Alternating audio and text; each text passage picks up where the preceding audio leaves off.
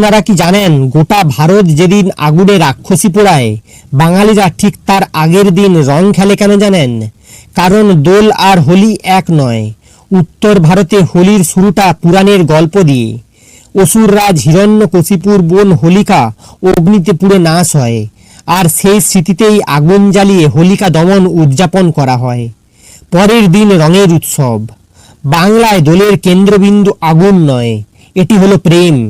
ফাল্গুনী পূর্ণিমার দিন বৃন্দাবনে কৃষ্ণ আর রাধা প্রথমবার একে অপরকে আবির মাখিয়েছিলেন, এমনটাই বিশ্বাস বৈষ্ণব পরম্পরায়। কিন্তু আরেকটি ঐতিহাসিক কারণও আছে। 1486 সালে এই পূর্ণিমাতেই জন্ম নিয়েছিলেন চৈতন্য মহাপ্রভু। তিনি দোলকে শুধু ধর্মীয় উৎসবে বেঁধে রাখেননি, একে বানিয়েছিলেন সামাজিক বিপ্লবের দিন। আবিরের রং ভেঙে দিয়েছিল জাতপাতের ভেদাভেদ, আর দোল ছিল প্রেম, ভক্তি ও সমতার বার্তা। তাই দেখবেন উত্তর ভারতে প্রথমে আগুন, তারপর রং। বাংলায় রং, প্রেম, কীর্তন, আগুন নয়।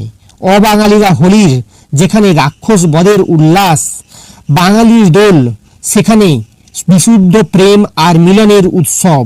দোল মানে শুধু রং খেলা নয়, এটা রাধাকৃষ্ণের প্রেম, চৈতন্যের সাম্যের ডাক, আর বাংলার নিজস্ব সংস্কৃতির পর্ব। আপনার এই ধরনের পুরাণ কাহিনী ভালো লেগে থাকলে চ্যানেলটি সাবস্ক্রাইব করুন, ভিডিওটি লাইক করুন এবং কমেন্টে লিখে যান জয় শ্রীকৃষ্ণ।